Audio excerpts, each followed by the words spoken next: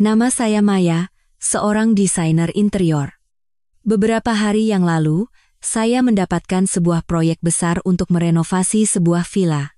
Klien saya secara khusus menekankan agar saya memasukkan unsur-unsur alam. Dia menginginkan nuansa yang primitif namun segar, seolah-olah berada di tengah hutan belantara. Untuk membuat rancangan desain yang bisa memuaskan klien, saya mencari informasi tentang hutan lebat di sekitar Jakarta dan memilih satu lokasi yang tidak terlalu ramai dan pemandangannya sangat indah. Hari ini, saya berencana pergi ke sana untuk mengambil foto dan video sebagai bahan referensi desain. Sebelum berangkat dari rumah, saya memberitahu suami saya, Rian. Saat itu, Mas Rian sedang duduk di sofa sambil asyik dengan ponselnya. Tanpa mengangkat kepala, dia menjawab sekenanya, "Iya, hati-hati dan cepat pulang ya." Saat itu, saya hanya berpikir mungkin dia sedang sibuk dan lelah karena proyeknya belakangan ini, jadi saya tidak terlalu memikirkannya. Saya pun mengambil tas desain saya dan langsung berangkat. Kalau dipikir-pikir sekarang, dia bukan lelah. Pikirannya sudah dipenuhi dengan hal lain, dan dia mungkin berharap saya segera pergi agar dia bisa menyiapkan tempat untuk masa depannya dengan orang lain. Setelah mengemudi lebih dari 2 jam, akhirnya saya tiba di hutan lebat itu. Saya memarkir mobil dan mulai berjalan masuk ke dalam hutan dengan kamera di leher. Tempat ini benar-benar sepi. Selama perjalanan, saya hampir tidak bertemu dengan siapapun, hanya terdengar kicauan burung dan desau angin yang menerpa dedaunan. Udaranya benar-benar segar. Sambil berjalan, saya terus mengambil foto. Saya sangat bersemangat memikirkan bisa membuat rancangan yang lebih hebat lagi jika berhasil mengumpulkan banyak referensi. Setelah berjalan sekitar 30 menit, saya melihat sebuah hutan pinus yang sangat indah di depan sana. Sinar matahari yang menembus sela-sela pepohonan menciptakan suasana yang begitu magis. Ingin mengambil beberapa foto lagi, saya mempercepat langkah. Namun, sebelum sampai di hutan pinus itu, saya mendengar suara tawa seorang pria dan wanita dari kejauhan. Awalnya, saya pikir itu hanya pendaki lain dan tidak menghiraukannya. Tapi semakin saya berjalan, suara itu semakin jelas, dan terutama suara pria itu terdengar sangat familiar. Jantung saya berdebar kencang. Tanpa sadar, langkah saya melambat, dan secara refleks saya bersembunyi di balik sebatang pohon. Saat saya melihat ke arah sumber suara, darah saya terasa membeku. Orang yang berdiri di bawah pohon pinus terbesar itu tidak lain adalah suami saya, Rian.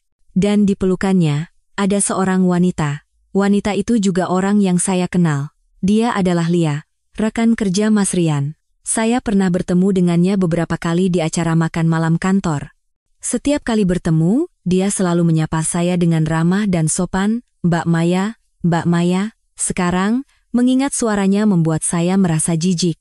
Lia mengenakan gaun berwarna merah muda, dengan rambut tergerai, bersandar di dada Rian. Wajahnya berseri-seri saat berbicara dengannya, dan tangannya dengan gelisah meraba-raba dada Rian.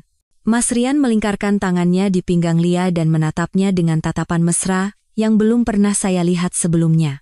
Dia bahkan mengulurkan tangan untuk menyelipkan rambut di belakang telinga Lia, sebuah gestur yang begitu intim. Pada saat itu, tangan saya yang memegang kamera gemetar hebat. Bukan karena takut, tapi karena amarah.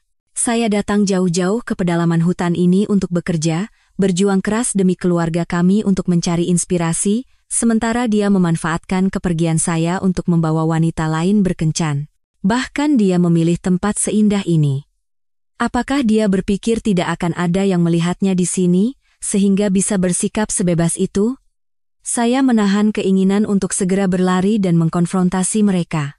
Saya tetap bersembunyi di balik pohon dan terus mengamati. Adegan selanjutnya membuat saya ingin berlari dan menampar mereka. Rian menunduk dan mencium bibir Lia. Lia pun membalasnya dengan penuh gairah. Mereka berpelukan dan berciuman di tempat umum, meskipun sepi. Tangan mereka saling meraba tubuh satu sama lain tanpa rasa malu sedikit pun, seolah-olah tidak ada orang lain di sekitar. Setelah berciuman cukup lama, mereka akhirnya melepaskan diri. Lia, sambil bersandar di dada Rian dan terengah-engah, berkata dengan suara manja, "Mas Rian, kamu memang yang terbaik. Suamiku itu cuma tahu kerja, gak ada romantis-romantisnya sama sekali." Rian tersenyum dan mencubit pipinya. Tentu saja. Mana mungkin aku mengecewakan hartaku ini? Tenang saja. Setelah proyek ini selesai, aku akan memberitahu semuanya pada Maya. Setelah itu, kita bisa bertemu dengan bebas. Benarkah? Mata Lia berbinar. Dia melingkarkan lengannya di leher Rian dan mencium pipinya sekali lagi. Mas Rian, jangan bohongi aku ya. Kita kan sudah cukup lama berhubungan. Kalau Mas nggak mau menikahiku, aku harus bagaimana? Rian menepuk-nepuk punggungnya untuk menenangkannya. Tenang saja. Kapan aku pernah membohongimu? Kamu tahu kan, Maya itu orangnya penurut. Nanti kalau aku bicara baik-baik, dia pasti setuju untuk bercerai. Lagi pula, rancangan desain yang sedang dia kerjakan itu, kalau berhasil, bisa menghasilkan banyak uang. Nanti saat cerai, aku akan pastikan dia memberikan sebagian besar uang itu sebagai harta Gonogini. Dari balik pohon, saya mendengar percakapan mereka dengan tubuh gemetar karena marah. Rian sudah lama merencanakan untuk menceraikan saya. Bahkan dia mengincar uang dari hasil kerja keras saya. Selama ini, saya selalu pengertian, berpikir dia sibuk dan stres karena pekerjaan. Saya tidak pernah membebaninya dengan urusan rumah tangga. Sekarang saya sadar, saya hanyalah orang bodoh. Saya menarik napas dalam-dalam beberapa kali, mencoba menenangkan diri. Tidak ada gunanya jika saya keluar sekarang dan membuat keributan, justru itu bisa memberi mereka alasan untuk menyalahkan saya. Pertama, saya harus mendapatkan bukti yang kuat, bukti yang tidak bisa mereka sangkal. Saya diam-diam mengeluarkan ponsel, mengubahnya ke mode senyap. Lalu, dari balik pohon, saya mulai memotret mereka. Khawatir sudutnya tidak bagus, saya beberapa kali berpindah tempat, mengambil foto dari depan dan samping.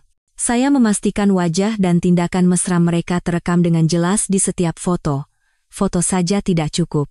Saya menyalakan mode video dan merekam adegan mereka berpelukan, berciuman, dan percakapan yang baru saja mereka lakukan. Dalam video, Lia masih bermanja-manja pada Rian. Mas Rian, ayo dipercepat. Aku nggak suka bertemu diam-diam seperti ini. Aku ingin setiap hari bersamamu. Rian tersenyum dan berjanji. Iya, sabar sedikit lagi ya. Begitu proyek itu aku dapatkan, saya tidak lagi mendengarkan kelanjutannya. Saya sudah punya cukup bukti. Sambil melihat foto dan video di ponsel, hanya ada satu pikiran di benak saya. Rian, Lia, kalian tertangkap basah. Apa kalian pikir aku akan membiarkannya begitu saja? Telapak tangan saya yang memegang ponsel basah oleh keringat. Di layar, masih terpampang gambar Rian memeluk Lia sambil tersenyum. Senyum itu menusuk mata saya. Tapi saya tidak boleh panik sekarang. Bukti harus lebih kuat, dan saya tidak boleh memberi mereka celah sedikit pun untuk membela diri. Saya diam-diam memasukkan ponsel ke dalam saku dan mengeluarkan pulpen perekam yang saya simpan di tas desain. Biasanya saya menggunakan ini untuk mencatat permintaan klien saat membahas desain, tapi saya tidak pernah menyangka akan menggunakannya untuk hal seperti ini. Saya merendahkan tubuh dan bergerak perlahan di bawah naungan pepohonan, mendekati hutan pinus itu. Saya berusaha sedekat mungkin tanpa ketahuan oleh mereka. Saat itu, Rian sedang berjalan-jalan di atas tumpukan daun kering sambil menggandeng tangan Lia. Suara daun yang mereka injak terdengar renyah, dan dari mulut mereka keluar percakapan yang tak tahu malu. Lia berjinjit dan mengelus dagu Rian dengan jarinya, lalu berkata, Mas Rian, kalau Mbak Maya tahu kita kencan di sini, pasti dia pingsan ya? Waktu acara makan malam kantor dulu, dia membanggakan Mas di depanku, bilang Mas suami yang sangat perhatian. Kalau dipikir-pikir sekarang, kasihan sekali dia. Rian tertawa sinis dengan nada meremehkan. Kasihan? Bodoh? Iya. Dia cuma tahu menggambar denah, urusan rumah sama sekali tidak diperhatikan. Kaku seperti balok kayu. Tidak sepertimu yang bisa bersikap manis. Kalau bukan karena kemampuannya mendesain dan mendapatkan proyek, sudah lama aku ceraikan dia. Tangan saya yang memegang pulpen perekam mencengkeram begitu erat hingga kuku saya terasa menusuk telapak tangan. Di matanya, pengabdian saya selama bertahun-tahun hanyalah kemampuan desain untuk mendapatkan proyek. Saya telah menolak tawaran dari perusahaan yang lebih baik dan berjuang bersamanya di kota ini untuk membangun fondasi. Saya mengurus semua urusan rumah tangga agar dia tidak perlu khawatir, dan beginilah cara dia menilai saya. Mendengar kata-kata Rian, Lia tertawa semakin pongah. Dia bersandar di bahu Rian dan berkata, "Kalau begitu, cepat ceraikan dia. Kudengar proyek villa yang ditangani Mbak Maya itu anggarannya besar sekali dari klien. Nanti saat cerai, pastikan pembagian hartanya menguntungkan kita. Kita kan butuh uang untuk membeli rumah nanti." "Tenang saja." Rian menepuk-nepuk tangannya dengan suara penuh keyakinan. "Aku sudah konsultasi dengan pengacara. Rancangan desain itu dibuat selama masa pernikahan, jadi diakui sebagai harta bersama. Setidaknya setengahnya bisa aku dapatkan.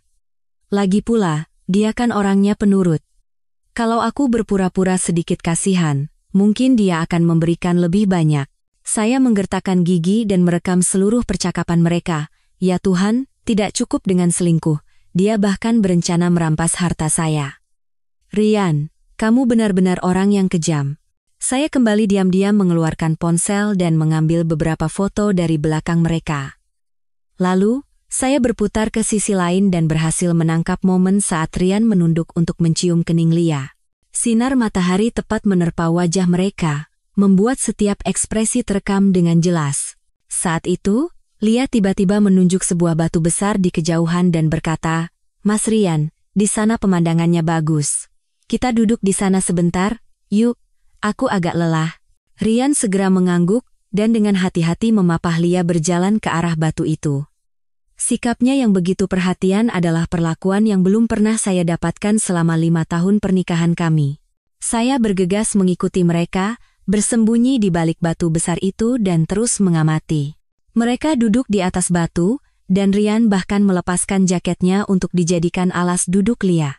Lia duduk bersandar di pelukan Rian, mengelus-elus dadanya sambil berkata, "Mas, kemarin aku bertengkar dengan suamiku. Dia curiga karena aku pulang terlalu malam akhir-akhir ini." "Jangan-jangan dia sudah curiga?" Rian memeluknya erat dan menenangkannya. "Curiga apa?" Dengan otaknya yang lemot itu, meskipun bukti ada di depan mata, belum tentu dia sadar. Dan kalaupun dia tahu, memangnya kenapa? Ceraikan saja dia. Aku yang akan bertanggung jawab. "Benarkah?" Mata Lia berbinar. Dia mengangkat kepala menatap Rian dan berkata, "Mas, jangan menyesal ya.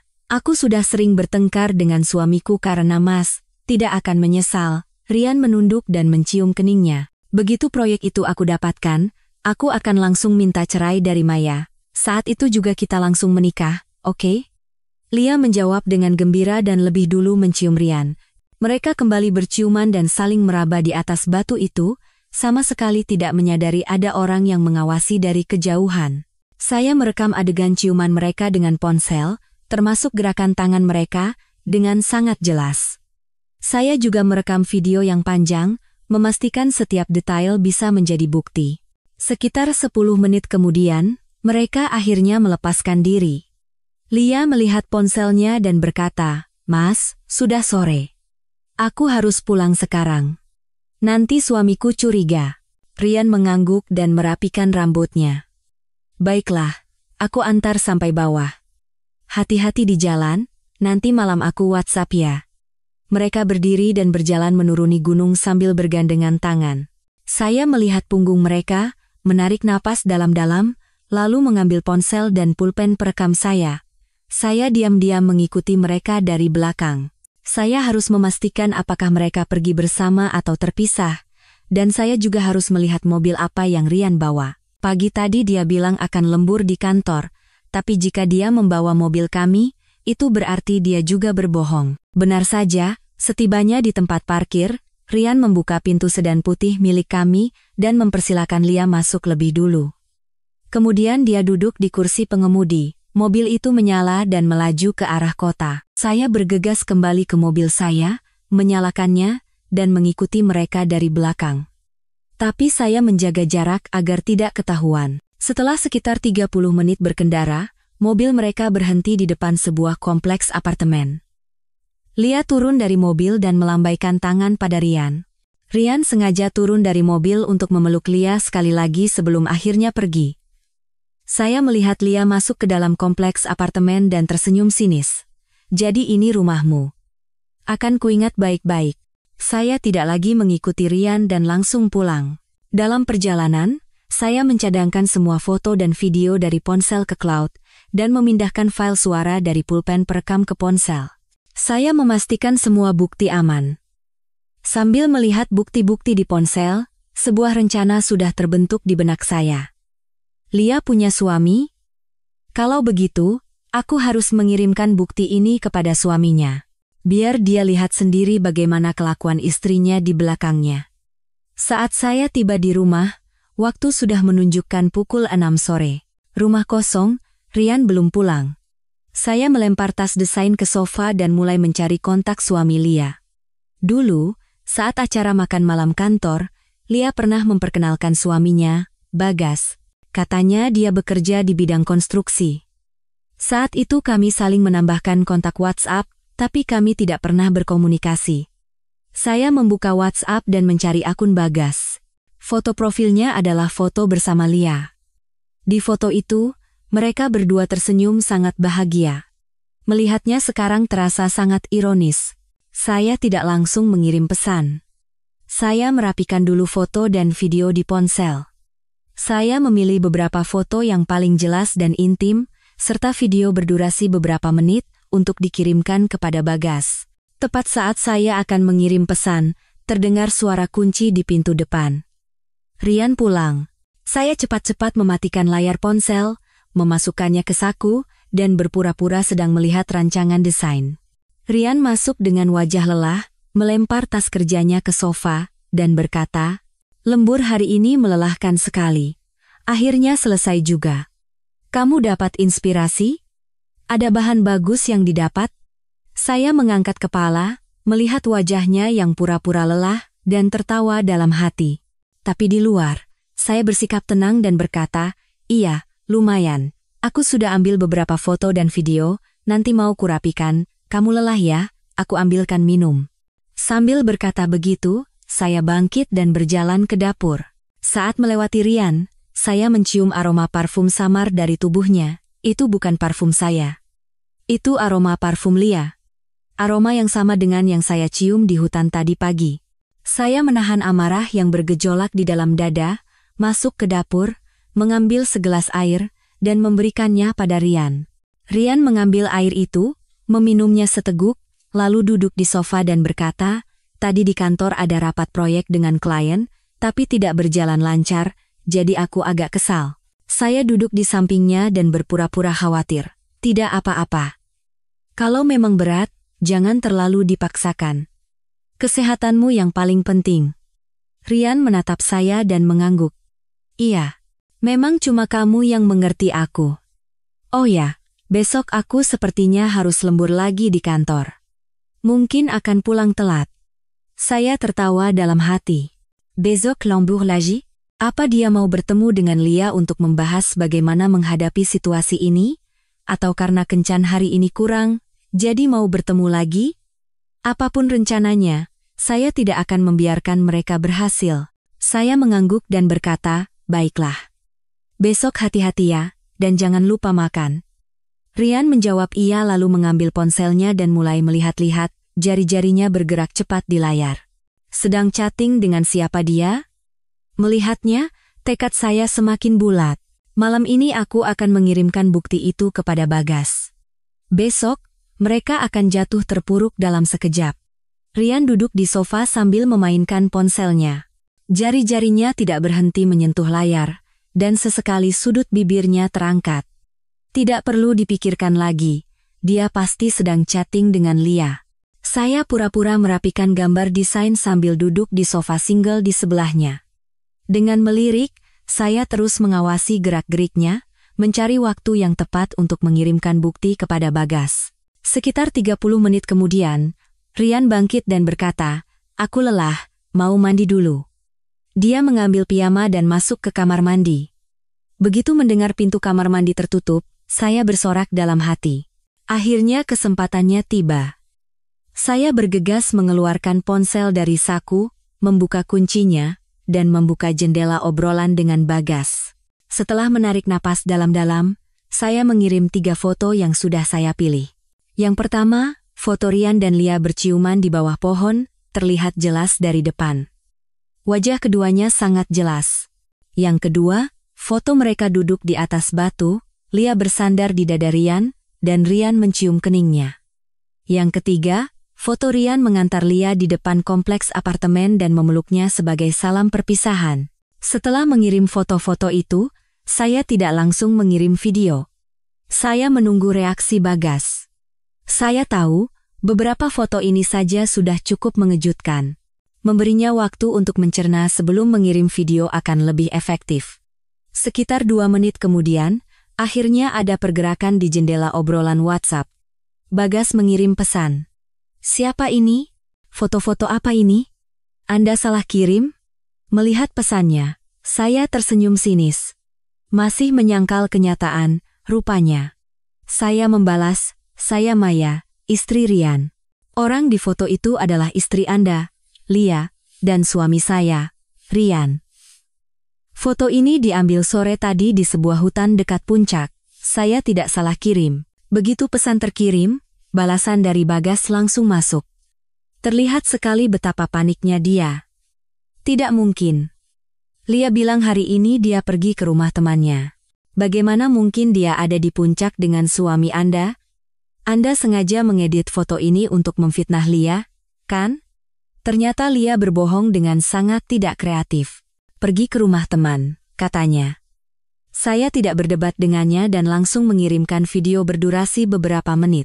Lalu saya membalas, "Didit atau tidak, Anda akan tahu setelah menonton video ini. Percakapan mereka juga terekam di dalamnya, silakan dengarkan sendiri." Setelah mengirim pesan, saya menunggu sambil memegang ponsel. Saya sama sekali tidak cemas. Saya tahu isi video itu lebih dari cukup untuk meyakinkan Bagas. Tidak hanya kemesraan mereka, tapi juga percakapan tentang rencana mereka untuk menipu saya dan merampas harta saya. Sekalipun dia sangat mempercayai Lia, di hadapan bukti seperti ini, dia tidak akan bisa lagi membohongi dirinya sendiri. Sekitar 5 menit berlalu, Bagas masih belum membalas. Mungkin dia sedang menonton videonya. Dan pasti sedang diliputi amarah yang luar biasa. 3 menit lagi berlalu. Akhirnya, pesan darinya masuk. Kali ini pesannya singkat, tapi kemarahannya sangat terasa. "Di mana mereka sekarang?" Saya membalas, "Sore tadi Rian mengantar Lia ke apartemen kalian, lalu pulang ke rumah. Sekarang dia sedang mandi di rumah. Lia mungkin juga sudah di rumah. Katanya kan pergi ke rumah teman, jadi dia harus pulang untuk menutupi kebohongannya." "Baik. Terima kasih informasinya," balas Bagas. Nada bicaranya penuh dengan amarah yang tertahan. Saya melihat balasannya tanpa merasa kasihan sedikit pun. Ini semua adalah ulah mereka sendiri. Saya membalas, "Sama-sama. Saya hanya tidak ingin terus dibodohi. Anda pun pasti begitu. Selanjutnya terserah Anda mau bagaimana. Saya tidak akan ikut campur." Dengan pesan itu sebagai penutup, saya memasukkan ponsel ke saku dan kembali berpura-pura merapikan gambar desain. Saya tahu Bagas tidak akan tinggal diam. Dia bekerja di bidang konstruksi, jadi karakternya pasti cukup tegas. Dia pasti akan menuntut pertanggungjawaban atas fakta bahwa istrinya selingkuh dan membohonginya. Tidak lama kemudian, pintu kamar mandi terbuka, dan Rian keluar dengan piyama. Air menetes dari rambutnya. Dia mendekati saya, melirik gambar desain di tangan saya, dan berkata, "Masih kerja? Jangan terlalu diforsir, istirahatlah lebih awal." Saya mengangkat kepala menatap wajah munafiknya. Rasa mual muncul di perut saya, tapi di luar saya bersikap tenang dan berkata, "Sudah hampir selesai. Tinggal merapikan ini sedikit lagi lalu tidur. Kamu tiduran saja dulu di kamar, nanti aku menyusul." Rian mengangguk dan masuk ke kamar tidur. Setelah memastikan dia masuk ke kamar, saya kembali mengeluarkan ponsel dan memeriksa obrolan dengan Bagas. Tidak ada pesan baru. Mungkin dia sedang memikirkan bagaimana cara menangani masalah ini. Saya mengubah ponsel ke mode senyap dan terus merapikan gambar. Dalam hati, saya menantikan pertunjukan menarik yang akan terjadi besok. Sekitar 1 jam kemudian, saya selesai merapikan gambar dan masuk ke kamar tidur. Rian sudah terlelap di tempat tidur, bahkan terdengar dengkuran halus. Saya melihatnya tidur nyenyak tanpa merasakan apa-apa di hati saya. Hanya ada rasa jijik. Pria yang pernah saya cintai ini sekarang telah menjadi musuh yang mengkhianati saya. Saya tidak akan lagi merasakan perasaan apapun untuknya. Saya berbaring di sampingnya, menatap langit-langit dengan mata terbuka. Saya sama sekali tidak bisa tidur. Saya memikirkan apa yang akan dilakukan Bagas besok. Apakah dia akan menuntut pertanggungjawaban dari Lia dulu? Atau langsung menyerbu kantor dan mempermalukan Rian? Apapun yang dia lakukan, saya yakin besok akan menjadi hari yang sangat menarik. Hari pun berganti. Saya bangun pukul 7 pagi. Rian masih tertidur. Saya diam-diam bangkit, mandi, dan menyiapkan sarapan. Saya membuat sayur lodeh dan ayam goreng, makanan favorit Rian. Bukan karena saya masih mencintainya, tapi untuk membuatnya lengah. Saya harus membuatnya percaya bahwa saya tidak tahu apa-apa, agar pertunjukan besok memberikan kejutan yang lebih besar. Sekitar pukul 7:30, Rian bangun.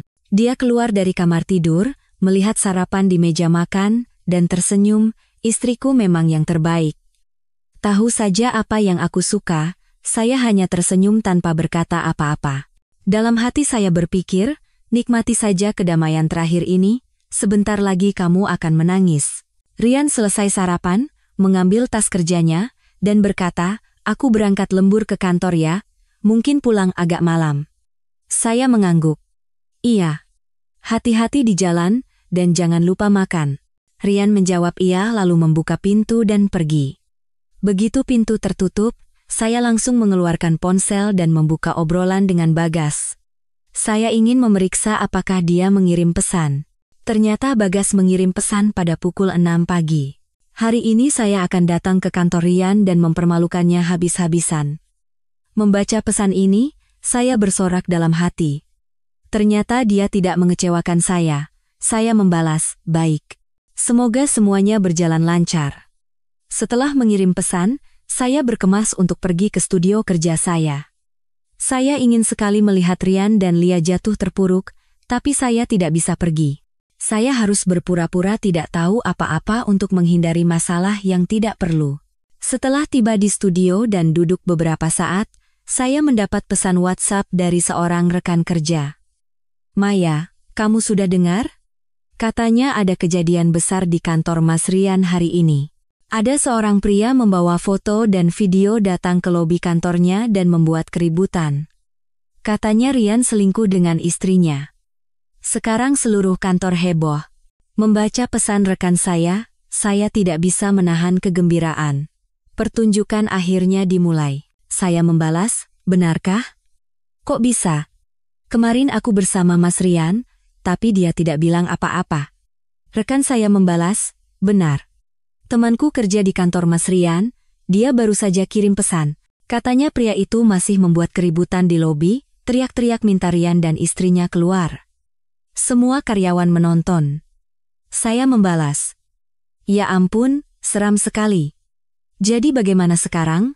Mas Rian sudah keluar. Rekan saya membalas. Katanya Mas Rian awalnya menyangkal, tapi pria itu memutar videonya. Semua orang melihatnya, dan wajah Mas Rian langsung pucat.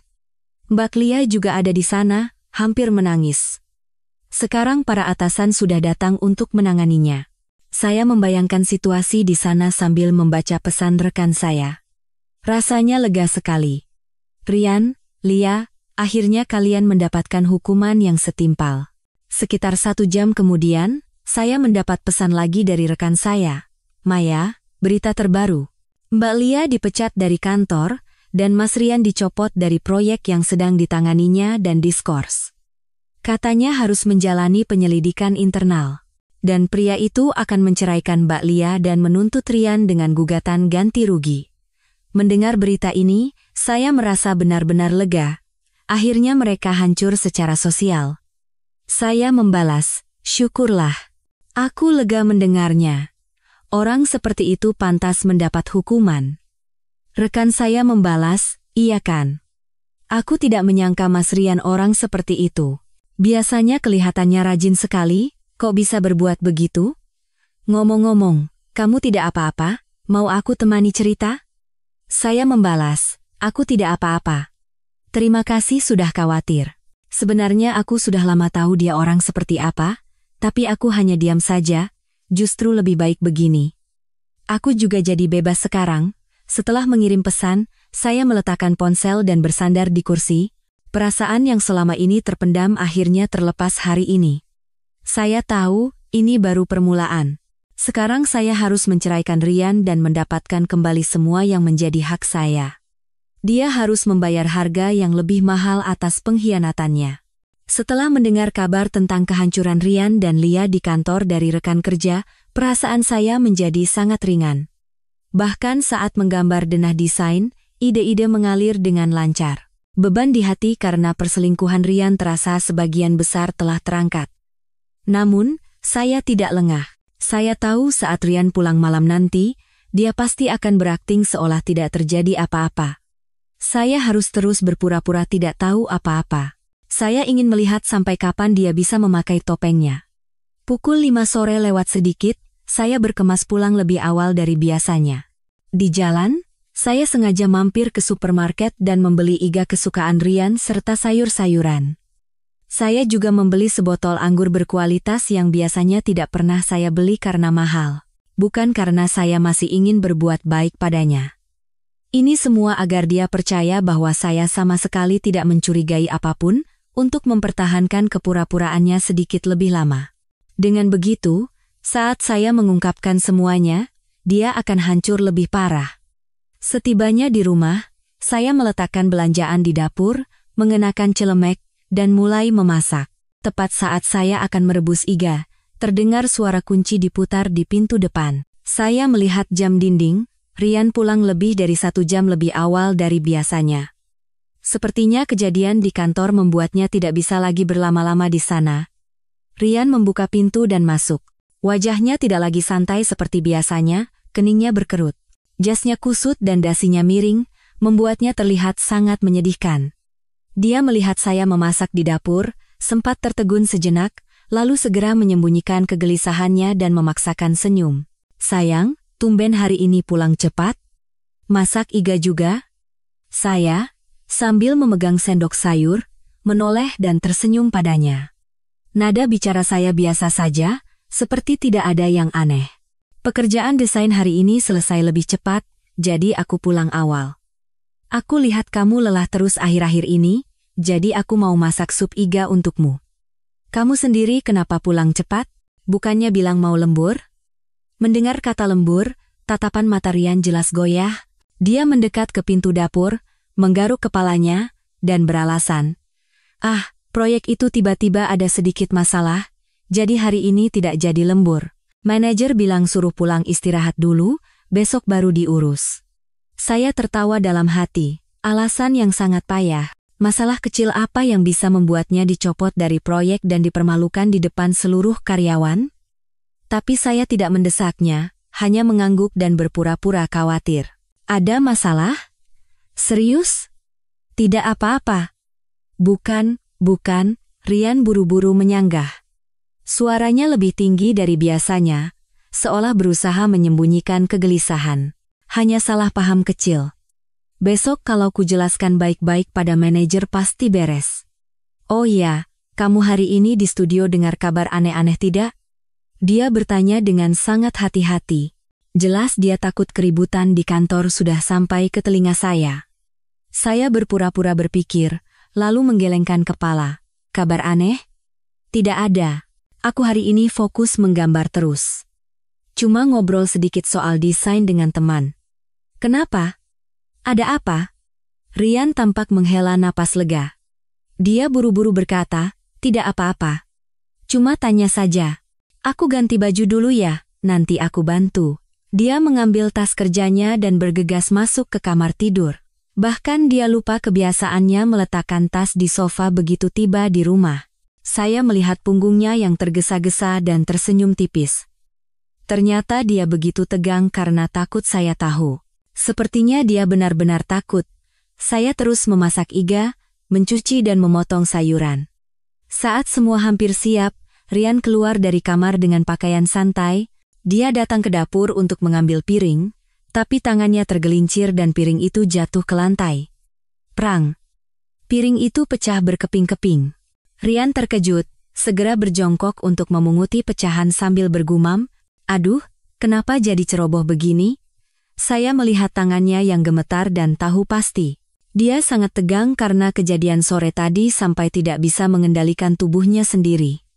Saya mendekat, menarik lengannya, dan berkata, "Jangan dipungut, nanti tanganmu terluka, biar aku sapu saja. Kamu duduk saja di ruang tamu. Biar aku yang urus." Rian mengangkat kepala menatap saya. Di matanya ada rasa bersalah dan kegelisahan yang membuatnya tidak berani menatap saya lurus-lurus. Dia mengangguk, bangkit, dan duduk di sofa ruang tamu.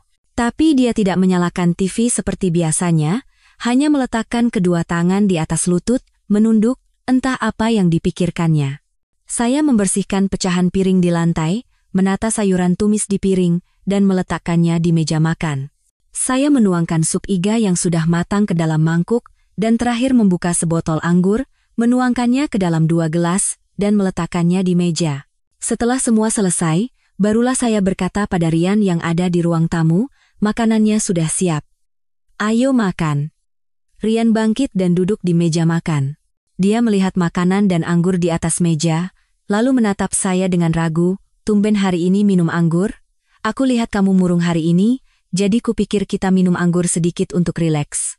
Saya mengangkat gelas anggur, memberikannya padanya, dan berkata dengan santai, "Jangan pikirkan pekerjaan dulu, makanlah. Kesehatan yang paling penting." Rian menerima gelas anggur itu, tapi hanya memainkan tangkainya dengan jari, tidak meminumnya. Saya tidak menghiraukannya, mengambil sumpit dan memakan sepotong iga. Sambil makan saya berkata, "Sup iga ini enak sekali. Coba deh." Barulah Rian mengambil sumpit dan memasukkan sepotong iga ke mulutnya. Tapi sepertinya dia tidak bisa merasakan apa-apa, hanya mengunyah beberapa kali lalu menelannya. Dia mengangkat gelas anggur dan menenggaknya sekali teguk. Anggur menetes dari sudut bibirnya, tapi dia tidak peduli untuk mengelapnya. Saya melihatnya yang berantakan tanpa merasa kasihan sedikit pun. Justru saya merasa puas. Ini baru permulaan. Kalau dia tahu saya punya semua bukti perselingkuhannya, betapa lebih takutnya dia nanti. Selama makan, Rian hampir tidak berbicara, hanya sesekali menenggak anggur. Saya juga tidak memulai percakapan, hanya makan dengan tenang. Setelah saya selesai makan dan meletakkan sumpit, barulah Rian mengangkat kepala menatap saya dan berkata, "Sayang, kalau seandainya aku melakukan sesuatu yang mengecewakanmu, apa kamu akan memaafkanku?" Jantung saya berdebar. Rupanya dia sudah mulai takut. Mungkin dia mencoba mempersiapkan jalan agar bisa dimaafkan jika saya mengetahuinya. Saya pura-pura tidak mengerti maksudnya dan tertawa. "Memangnya kamu akan mengecewakanku dalam hal apa? Kamu kan sibuk sekali bekerja. Kalaupun ada kesalahan kecil, masa aku akan menyalahkanmu?" Kenapa tiba-tiba bertanya seperti itu? Tatapan Rian goyah. Dia buru-buru berkata, "Tidak, hanya terpikir saja waktu makan. Jangan dimasukkan ke hati." Setelah berkata begitu, dia kembali mengangkat gelas anggurnya. Kali ini dia minum terlalu cepat sampai terbatuk-batuk. Saya memberinya tisu dan berkata, "Minumnya pelan-pelan. Tidak ada yang akan merebutnya. Jangan minum terlalu banyak, tidak baik untuk kesehatan." Rian mengambil tisu, mengelap mulutnya, dan tidak berkata apa-apa lagi. Dia hanya diam-diam meminum anggurnya. Saat gelasnya kosong dan dia akan menuang lagi, saya menahan tangannya. "Sudah cukup, nanti kamu mabuk. Kamu pasti lelah seharian ini. Istirahatlah lebih awal." Rian menatap saya. Tatapannya rumit. Ada rasa bersalah, kegelisahan, dan ketakutan untuk menghadapi saya. Dia mengangguk dan meletakkan botol anggur. Lalu dia bangkit dan berkata, "Kalau begitu aku mandi dulu." Dia berjalan ke kamar mandi. Saat suara air terdengar, saya mengeluarkan ponsel dan membuka obrolan dengan Bagas. Pagi tadi Bagas bilang akan menyerbu kantor, jadi pasti sudah ada hasilnya. Saya ingin menanyakan rencananya ke depan. Saya mengirim pesan, "Terima kasih untuk hari ini. Rencana Anda selanjutnya bagaimana? Beberapa menit kemudian, balasan dari Bagas datang. Saya sudah minta cerai dari Lia. Dia tidak setuju dan terus memohon pada saya.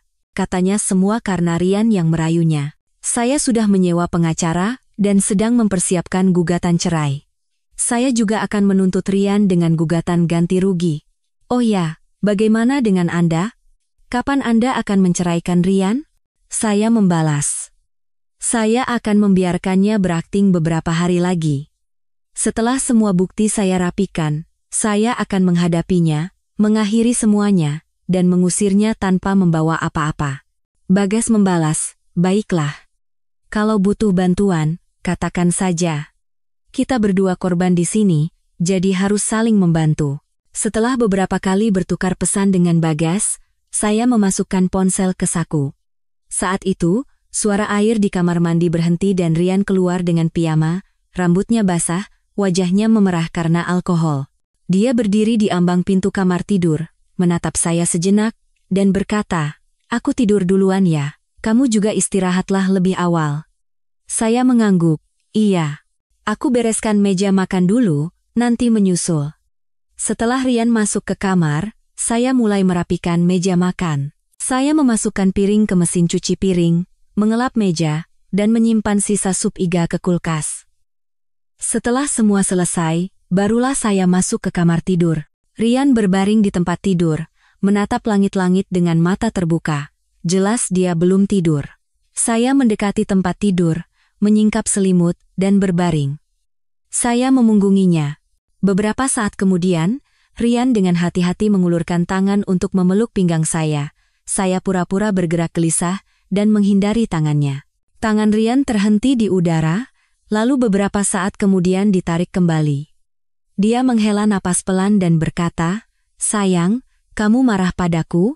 Saya, dengan mata terpejam, berkata dengan suara tenang, "Tidak, hanya lelah saja, ingin cepat tidur." "Kenapa?" "Tidak apa-apa," suara Rian mengecil, "kalau begitu tidurlah. Selamat malam." "Selamat malam." Saya menjawab begitu dan memejamkan mata. Tapi dalam hati, saya sedang menyusun rencana ke depan.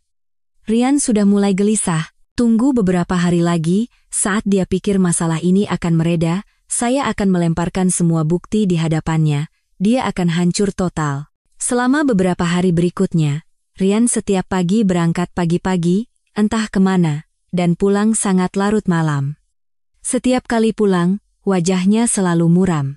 Dia sesekali menyinggung soal pekerjaan, mengatakan proyeknya masih dihentikan, dan para atasan sedang melakukan penyelidikan. Tapi dia tidak pernah menyebutkan nama Lia, atau kejadian Bagas menyerbu kantor. Saya juga tidak bertanya. Saya hanya bersikap seperti biasa setiap hari, memasak untuknya, mengobrol hal-hal sepele, membuatnya percaya bahwa saya masih istri bodoh yang tidak tahu apa-apa. Tapi di belakangnya, saya tidak tinggal diam. Saya merapikan semua foto, video, dan file suara dari pulpen perekam yang pernah saya ambil dan menyimpannya di USB. Saya juga menemui pengacara untuk berkonsultasi tentang pembagian harta Gonogini saat bercerai. Pengacara mengatakan bahwa Rian telah berselingkuh selama masa pernikahan, bahkan ada indikasi mencoba menggelapkan harta bersama. Kata-katanya pada Lia bahwa dia akan membagi keuntungan dari proyek desain saya adalah bukti yang memberatkan. Jika saya mengajukan bukti yang cukup, saya tidak hanya akan mendapatkan bagian harta yang jauh lebih besar, bahkan bisa mengusirnya tanpa sepeser pun. Mendengar kata-kata pengacara, saya semakin percaya diri. Sekarang saya hanya perlu menunggu waktu yang tepat untuk mengungkapkan semuanya pada Rian. Jumat malam, Rian pulang sedikit lebih awal dari biasanya. Di tangannya ada sebuah kotak kado. Dia datang ke hadapan saya, menyerahkan kotak itu, dan tersenyum menjilat. "Sayang, tadi lewat mall, jadi aku beli ini, kalung untukmu. Coba lihat, suka tidak?" Saya mengambil kotak kado itu dan membukanya. Sebuah kalung perak dengan liontin berlian kecil. Dulu, Rian hampir tidak pernah membelikan saya hadiah. Kalaupun ada, itu hanya barang-barang kecil yang murah. Tiba-tiba dia membelikan kalung semahal ini, pasti karena merasa bersalah. Dia mencoba menyuap saya dengan hadiah agar saya tidak mencurigai rahasianya. Saya mengambil kalung itu dan berpura-pura sangat senang. Cantik sekali. Terima kasih, sayang. Tumben sekali beli kalung? Rian tersenyum dan berkata, aku lihat kamu lelah sekali karena rancangan desain akhir-akhir ini, jadi aku siapkan kejutan. Syukurlah kamu suka. Sini, aku pakaikan. Dia mengambil kalung itu dan akan memasangkannya di leher saya. Saya menunduk mengikuti gerakannya. Kalung yang dingin menyentuh leher saya, tapi saya tidak merasa senang sedikit pun. Justru terasa ironis. Dengan uang yang didapat dari waktu dan usaha yang dihabiskan untuk mengkhianati saya, dia membelikan saya hadiah untuk menenangkan saya, sungguh menggelikan. Setelah memasang kalung, Rian memeluk saya dari belakang dan meletakkan dagunya di bahu saya. Suaranya lembut. Sayang, kita sudah lama menikah ya. Kamu selalu berkorban untuk keluarga ini. Terima kasih atas kerja kerasmu. Kedepannya, aku akan benar-benar menjadi suami yang baik. Aku tidak akan pernah mengecewakanmu.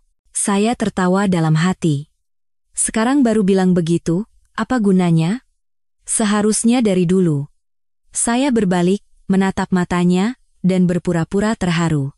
Sayang, kamu berpikir begitu saja sudah membuatku sangat senang. Sebenarnya kamu juga sudah bekerja keras. Mari kita hidup bahagia ke depannya. Melihat saya terharu, Rian tampak sangat lega. Dia mengangguk dan berkata, iya, mari kita hidup bahagia ke depannya. Saya melihat senyum munafiknya dan bertekad dalam hati. Besok aku akan mengungkapkan semuanya padanya. Akan kubuktikan bahwa semua kepura-puraannya sia-sia. Akan kubuat dia membayar setiap hutangnya padaku, satu persatu. Sabtu pagi, saya bangun lebih awal dari biasanya. Di sebelah saya, Rian masih tertidur lelap, bahkan ada senyum di sudut bibirnya. Mungkin dia sedang bermimpi indah, berpikir bahwa saya sama sekali tidak tahu perselingkuhannya, dan dia bisa terus hidup dalam kepura-puraan ini. Saya diam-diam bangkit, mandi, dan duduk di sofa ruang tamu. Saya memasukkan USB berisi bukti ke dalam tas, memeriksa kembali file cadangan di ponsel, dan mempersiapkan diri dengan matang. Sekitar pukul 8:30, Rian bangun. Dia mengucek mata, keluar dari kamar, melihat saya duduk di sofa, dan tersenyum, sayang, kenapa bangun pagi sekali hari ini? Kenapa tidak tidur lagi? Saya mengangkat kepala menatapnya dan berkata dengan tenang, tidak bisa tidur, jadi bangun awal untuk menyempurnakan rancangan desain. Oh ya, kamu ada rencana hari ini? Rian tertegun sejenak. Sepertinya dia tidak menyangka saya akan bertanya seperti itu. Dia berpikir sejenak, lalu berkata, tidak ada rencana khusus. Hanya mau di rumah saja bersamamu. Rasanya aku terlalu mengabaikanmu akhir-akhir ini. Saya tertawa dalam hati. Sekarang baru mau menemaniku. Seharusnya dari dulu. Saya mengangguk. Baiklah. Kalau begitu kamu mandi dulu. Aku siapkan sarapan.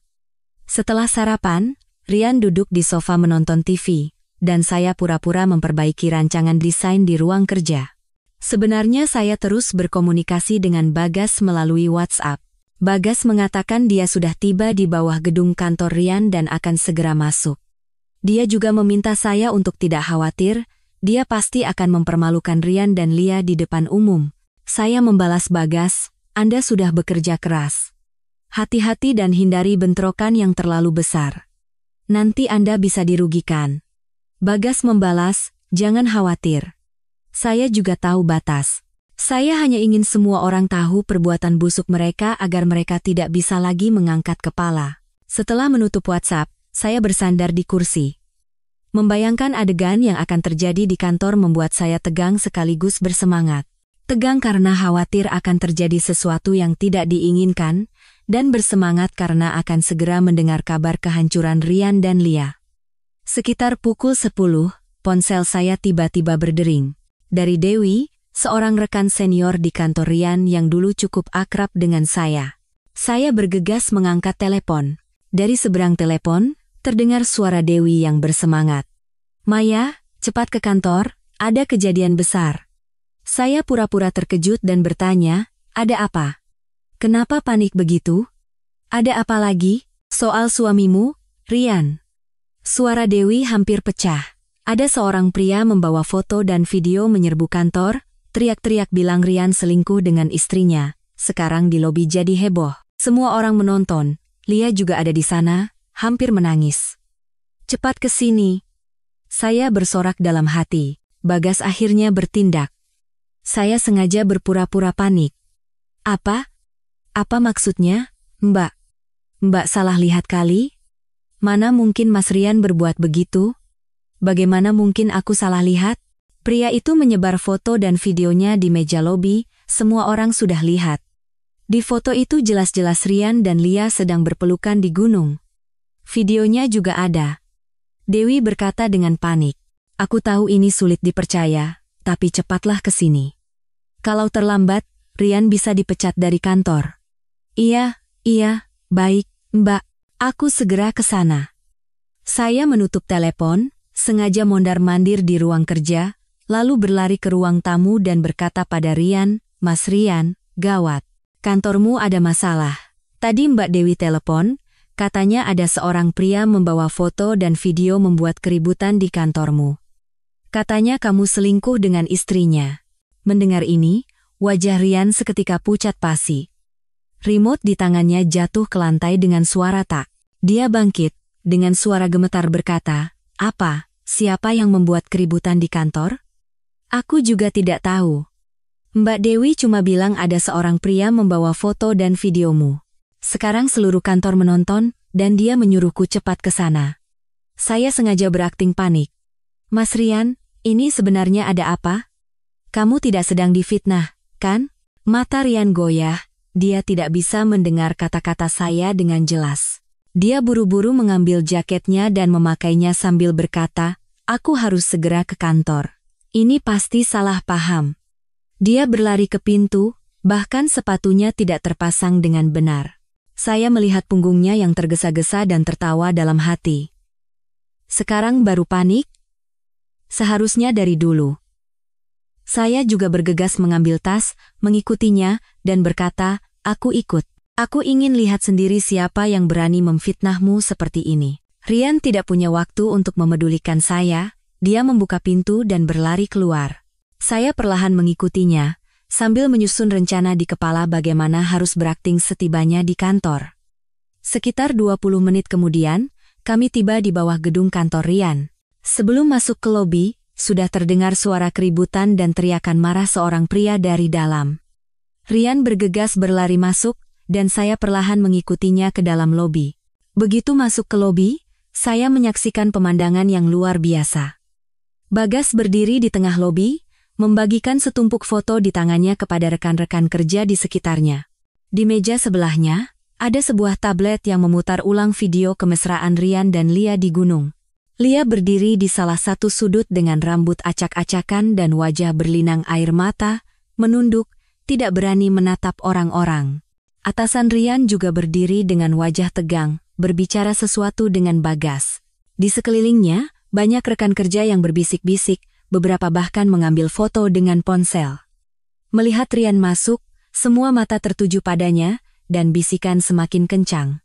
Melihat pemandangan ini, wajah Rian menjadi pucat pasi. Dia berlari ke arah Bagas, mencengkeram lengannya, dan berteriak, siapa kamu? Sedang apa kamu di sini? Singkirkan foto dan video itu sekarang juga.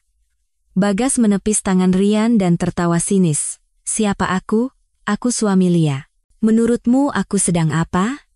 Aku sedang menunjukkan wajah asli seorang munafik sepertimu kepada semua orang. Berani berbuat tapi tidak berani bertanggung jawab? Wajah Rian memerah lalu memucat, dia menunjuk Bagas dan berkata dengan suara gemetar, kamu jangan bicara sembarangan. Foto dan video ini semua palsu. Kamu yang mengeditnya.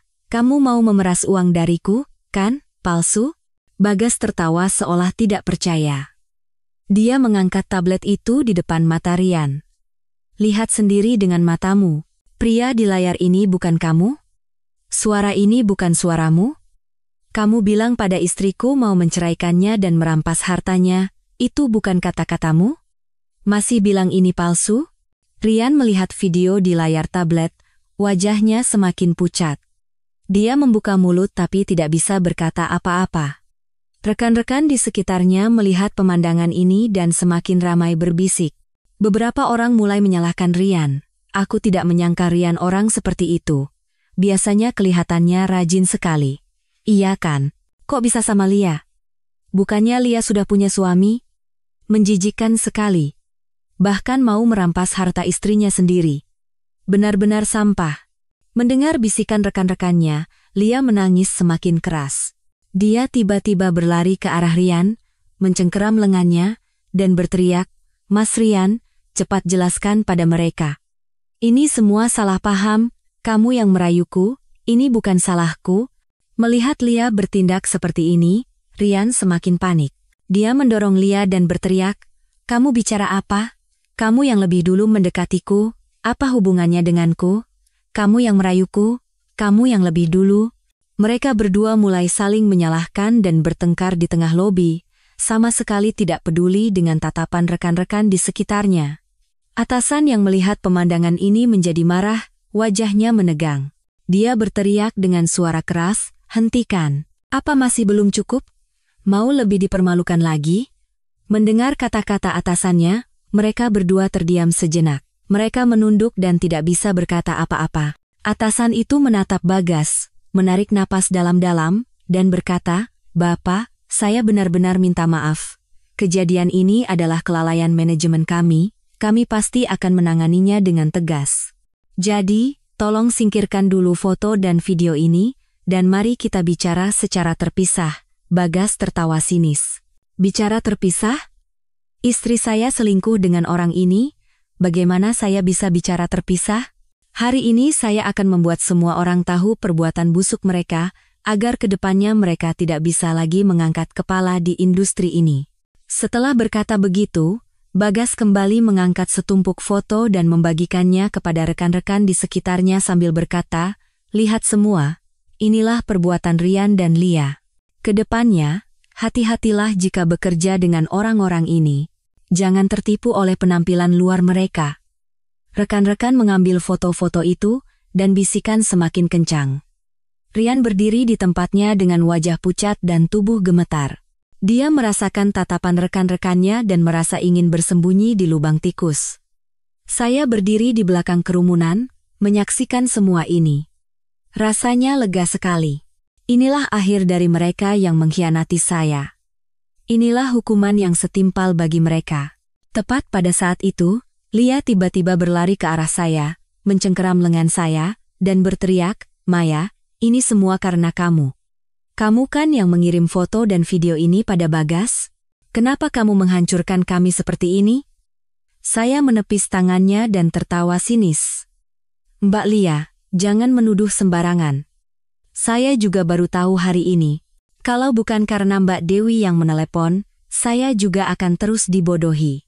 Anda yang melakukan perbuatan busuk seperti itu, kenapa menyalahkan saya?" Rekan-rekan di sekitarnya mendengar kata-kata Lia dan menatap saya dengan kaget. Saya melanjutkan. "Sejak menikah dengan Mas Rian, saya selalu memberikan yang terbaik untuknya. Saya tidak pernah membayangkan dia akan melakukan hal seperti ini. Mbak Lia, Anda juga sudah punya suami, kan? Bagaimana bisa Anda melakukan hal yang mengkhianati keluarga seperti ini? Apa Anda tidak malu pada Mas Bagas? Apa hati nurani Anda tidak terganggu?" Mendengar kata-kata saya, rekan-rekan di sekitarnya mulai menyalahkan Lia. Wajah Lia memerah karena malu. Dia menatap saya dengan penuh kebencian tapi tidak bisa berkata apa-apa. Atasan yang melihat situasi kacau ini menghela napas pasrah.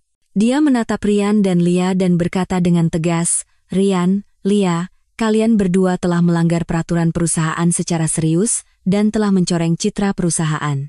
Mulai hari ini, Lia dipecat, dan Rian dicopot dari semua tugas, dan menunggu penyelidikan serta sanksi lebih lanjut dari perusahaan." Mendengar kata-kata atasannya, kaki Lia lemas, dan dia hampir jatuh.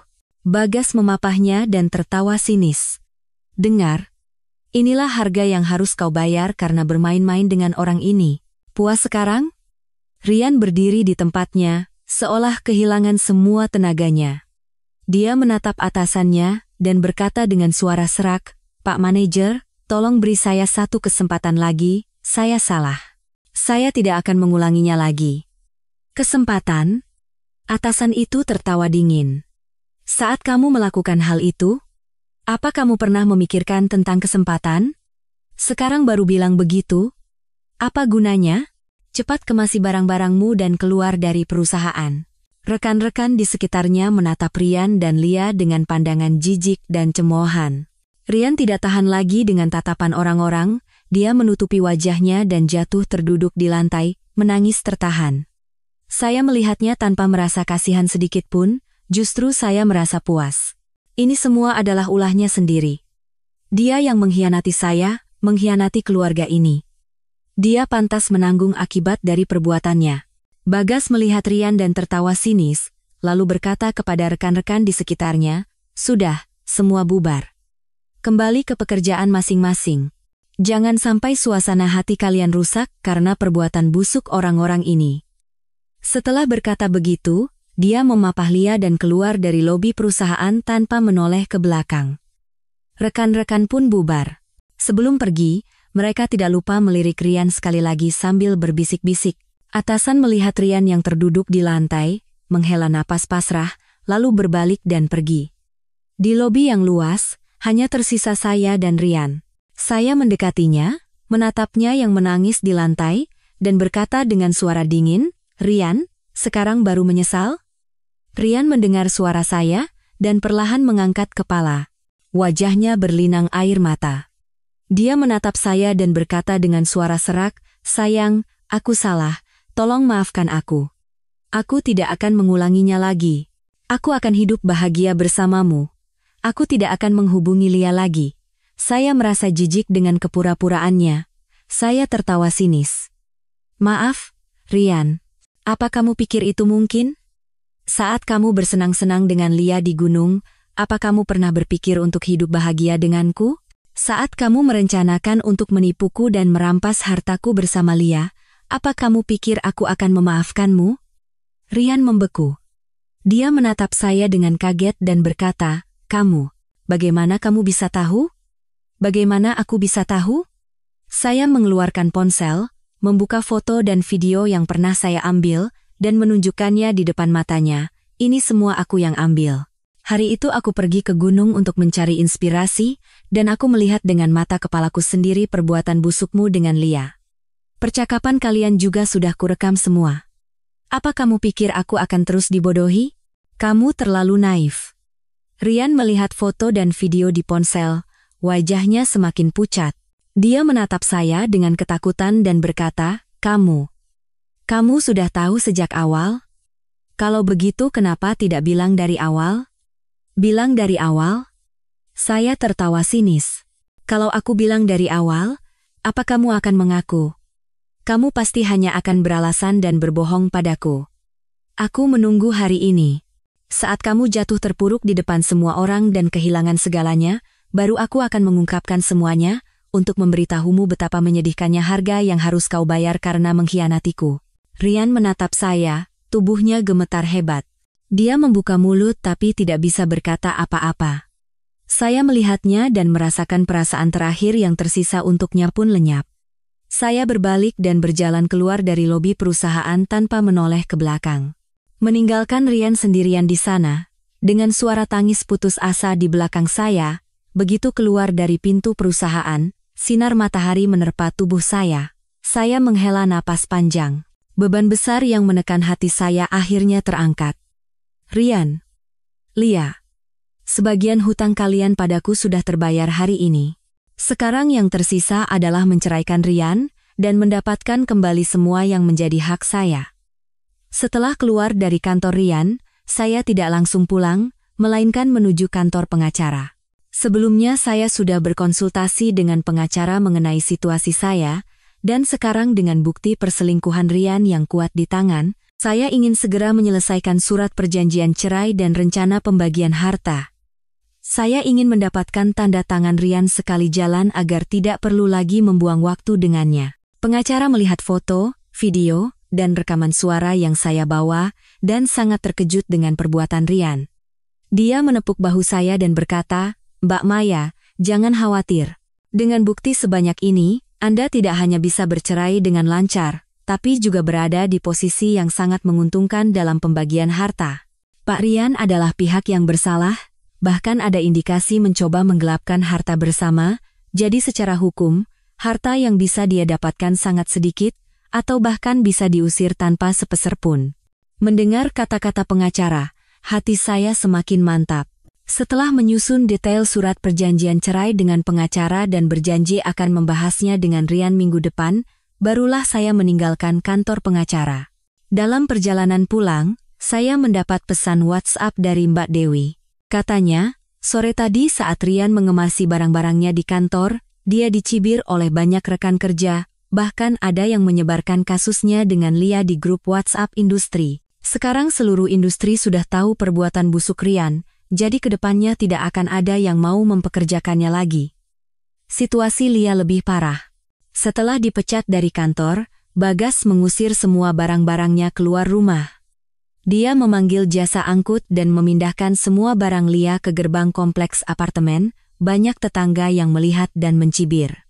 Lia menangis sambil menyeret barang-barangnya entah kemana.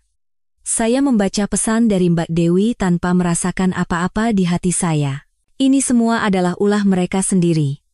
Sejak mereka berani melakukan hal itu, seharusnya mereka sudah bisa menduga akhir seperti ini. Setibanya di rumah, saya membuka pintu dan mendapati ruang tamu berantakan. Barang-barang Rian berserakan di lantai. Dia duduk di sofa dengan rambut acak-acakan dan mata bengkak. Di depannya ada beberapa botol minuman keras kosong. Melihat saya pulang, dia mendongak. Matanya penuh dengan kebencian. Suaranya serak dan penuh dengan bau alkohol. Pulang juga kamu. Pasti senang sekali ya. Melihatku jadi begini, puas hatimu? Saya mengabaikannya, mengganti sepatu, masuk ke ruang tamu, dan meletakkan tas di atas meja. Suara saya tenang. Senang atau tidaknya aku tidak penting. Yang penting sekarang kita harus bicara soal perceraian. Cerai. Rian tiba-tiba tertawa terbahak-bahak sampai air matanya keluar. Kamu dari awal memang ingin cerai dariku, kan? Makanya kamu kirim foto-foto itu pada Bagas dan sengaja menghancurkanku secara sosial. Maya, kamu benar-benar wanita yang kejam. Saya tertawa dalam hati mendengar logika hitam putihnya. Rian, kamu masih tidak sadar apa salahmu. Kamu yang lebih dulu mengkhianatiku, bersenang-senang dengan Lia, dan berencana merampas hartaku. Yang kulakukan hanya membuatmu menanggung akibat yang setimpal. Kalau kamu tidak melakukan hal itu, aku tidak akan pernah mau cerai darimu. Dengan Lia itu hanya khilaf sesaat. Rian tiba-tiba bangkit, menunjuk saya, dan berteriak. Semua karena Lia yang merayuku. Kalau dia tidak mendekatiku lebih dulu, bagaimana mungkin aku bisa begitu dengannya? Sekarang semuanya sudah berakhir. Aku kehilangan pekerjaan, kehilangan nama baik, dan kamu mau menceraikanku. Kamu hanya ingin menghancurkanku. Jangan terlalu melebih-lebihkan dirimu. Saya juga meninggikan suara. Lia merayumu? Kalau kamu punya niat untuk menolaknya, bagaimana mungkin kalian bisa sejauh itu? Sekarang baru menyalahkan semuanya pada perempuan, apa kamu masih laki-laki? Rian terdiam mendengar kata-kata saya. Dia jatuh terduduk di sofa dengan lemas, memegangi kepalanya dengan kedua tangan, dan bergumam, habislah sudah. Semuanya sudah berakhir. Saya melihatnya tanpa merasa kasihan sedikit pun. Saya mengeluarkan salinan bukti yang sudah saya siapkan dari tas dan melemparkannya di hadapannya. Lihat sendiri dengan matamu, ini semua perbuatanmu. Percakapanmu dengan Lia di gunung, niat busukmu untuk merampas hartaku, semuanya ada di sini. Masih mau membela diri? Rian membuka salinan itu satu persatu, wajahnya semakin pucat, tangannya mulai gemetar. Setelah melihat lembar terakhir, dia tiba-tiba melemparkan salinan itu ke lantai dan berteriak, palsu. Ini semua palsu. Kamu yang mengeditnya agar bisa mendapatkan lebih banyak harta saat cerai dariku. Palsu? Saya tertawa sinis, mengeluarkan ponsel, dan memutar rekaman suara saat dia dan Lia merencanakan pembagian harta.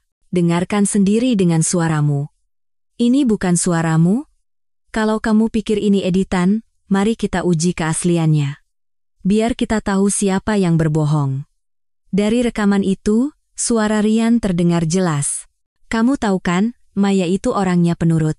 Nanti kalau aku bicara baik-baik, dia pasti setuju untuk bercerai.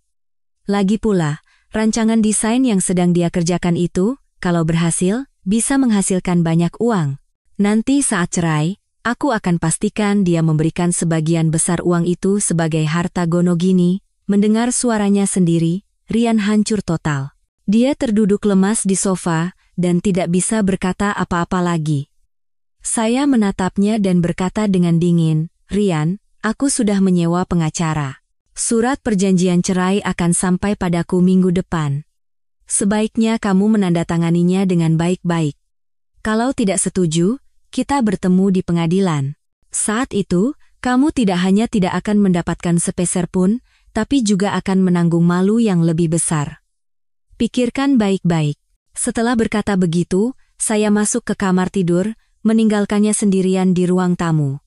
Selama beberapa hari berikutnya, Rian hanya mengurung diri di rumah. Dia tidak keluar, tidak berbicara. Setiap hari dia habiskan dengan minum-minum, dan botol-botol kosong menumpuk di rumah. Saya tidak memedulikannya. Saya tetap pergi ke studio seperti biasa, berkonsultasi dengan pengacara, dan melakukan pekerjaan saya. Saya menganggapnya tidak ada. Rabu, ada telepon dari nomor tak dikenal. Saat saya angkat, terdengar suara tangis Lia. "Mbak Maya, tolong saya. Saya salah. Seharusnya saya tidak berhubungan dengan Mas Rian. Bisakah Mbak bilang pada Mas Bagas untuk berhenti mengganggu saya? Saya sekarang tidak punya tempat tinggal, tidak punya pekerjaan, saya benar-benar hampir gila." Saya mengerutkan kening dan berkata dengan dingin, "Mbak Lia, kesalahan Anda seharusnya Anda minta maaf pada Mas Bagas. Bicara padaku untuk apa? Anda yang memilih untuk selingkuh dengan Rian, dan hasil saat ini adalah akibat dari perbuatan Anda sendiri. Tidak ada hubungannya denganku. Kenapa tidak ada hubungannya?" Suara Lia tiba-tiba meninggi. "Kalau bukan Anda yang mengirim foto pada Mas Bagas, bagaimana mungkin saya jadi begini? Mas Rian juga tidak akan kehilangan pekerjaannya. Ini semua salah Anda. Kenapa Anda tega melakukan ini pada kami? Kenapa aku tega?" Saya tertawa sinis. "Saat Anda bersenang-senang dengan suami saya, apa Anda tidak berpikir saya akan bertindak seperti ini? Saat Anda merencanakan untuk merampas harta saya, apa Anda tidak berpikir hari seperti ini akan datang? Mbak Lia, jangan lagi menyalahkan orang lain. Salahkan diri Anda sendiri. Salahkan mata Anda yang tidak tahu diri dan memilih pria tidak berguna seperti Rian." Lia terdiam mendengar kata-kata saya, hanya menangis di seberang telepon. Saya tidak ingin lagi berbicara dengannya dan langsung menutup telepon. Tidak lama setelah menutup telepon, kali ini Bagas yang menelepon. Katanya, Lia akhir-akhir ini terus memohon padanya, meminta maaf, dan berjanji akan memutuskan hubungan dengan Rian jika dia mau rujuk. Bagas sudah memberikan ultimatum padanya, surat perjanjian cerai juga sudah dibuat, dan minggu depan mereka akan mengurus perceraian. Dia juga berjanji akan memastikan Lia tidak akan mengganggu saya lagi. Saya berterima kasih pada Bagas dan menutup telepon. Hati saya terasa lebih ringan. Sepertinya Lia benar-benar sudah terpojok sampai berpikir untuk rujuk. Tapi dia sudah melakukan terlalu banyak kesalahan, dan sudah tidak ada jalan kembali. Siang harinya, pengacara menelepon. Surat perjanjian cerai sudah siap. Dia menanyakan kapan saya punya waktu untuk berbicara dengan Rian. Saya berpikir sejenak dan berkata, "Hari Sabtu saja. Saya ingin menyelesaikan masalah ini di akhir pekan." Sabtu pagi, saya berjanji bertemu dengan pengacara di sebuah kafe dan menelepon Rian untuk datang. Awalnya Rian menolak, mengatakan tidak ingin bercerai. Saya mengancam jika dia tidak datang, saya akan langsung mengajukan gugatan ke pengadilan, dan saat itu dia tidak hanya tidak akan mendapatkan sepeser pun, tapi juga harus menanggung biaya pengadilan. Barulah dia dengan enggan setuju untuk datang. Saat Rian tiba di kafe, dia masih mengenakan pakaian rumah yang lusuh. Rambutnya acak-acakan dan terlihat sangat menyedihkan. Melihat saya dan pengacara duduk, dia ragu sejenak, lalu mendekat dan duduk. Pengacara meletakkan surat perjanjian cerai di hadapannya dan berkata, "Pak Rian, ini surat perjanjian cerai, silakan dibaca dulu. Sesuai dengan perjanjian, Harta setelah menikah, yaitu apartemen dan mobil akan menjadi milik Mbak Maya. Tabungan, setelah dikurangi harta bawaan Mbak Maya, akan dibagi dengan perbandingan 70% untuk Mbak Maya dan 30% untuk Pak Rian. Proyek desain Mbak Maya adalah hasil kerja pribadinya, jadi Anda tidak berhak menuntut apapun. Rian membaca surat perjanjian cerai, wajahnya semakin menegang. Dia mengangkat kepala menatap saya dan berkata, apartemen dan mobil semua untukmu, tabungan juga kamu ambil 70%? Maya, kamu tidak keterlaluan?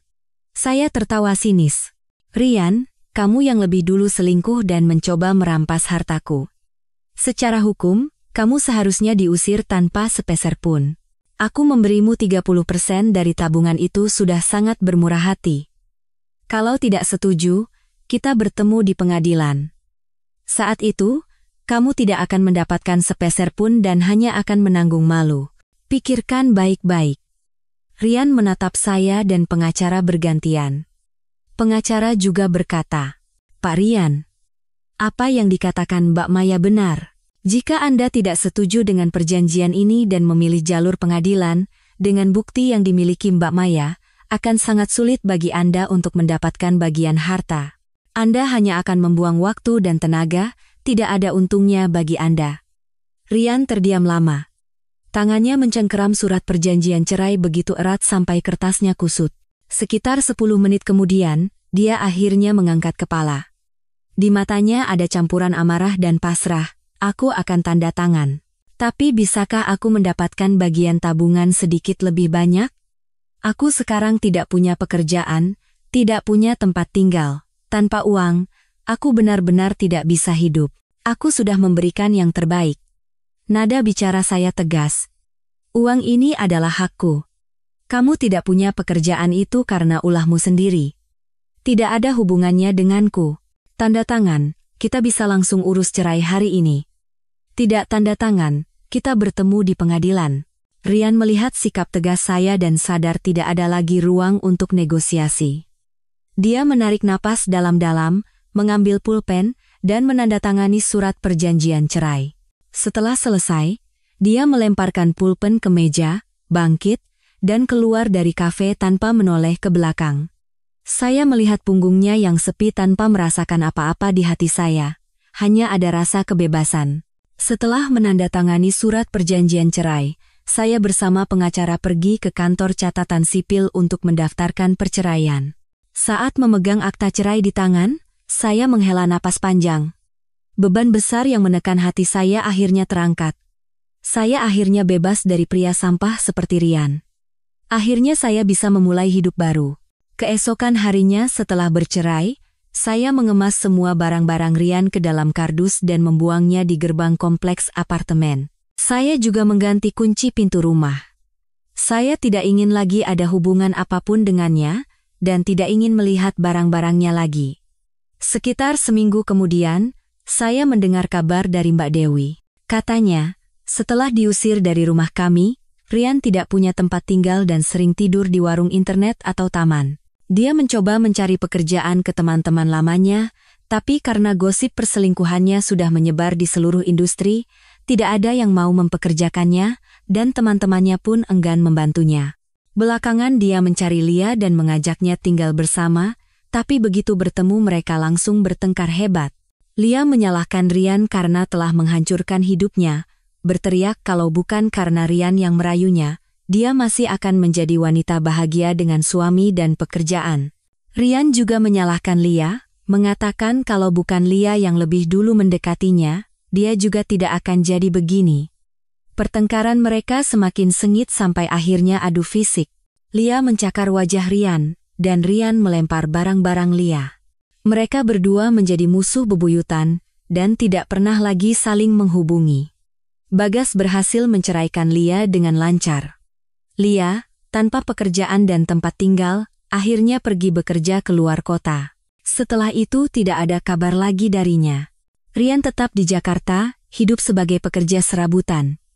Kadang-kadang dia bahkan tidak punya uang untuk makan. Seorang mantan rekan kerja pernah melihatnya mengais makanan dari tempat sampah. Hidupnya sangat menyedihkan. Mendengar berita ini, Tidak ada rasa kasihan sedikit pun di hati saya. Ini semua adalah ulah mereka sendiri. Karena mereka mengkhianati keluarga dan pernikahan, mereka mendapatkan akhir seperti ini. Penderitaan mereka adalah hasil dari perbuatan mereka sendiri, tidak ada hubungannya denganku. Dan saya, setelah bercerai, fokus pada pekerjaan.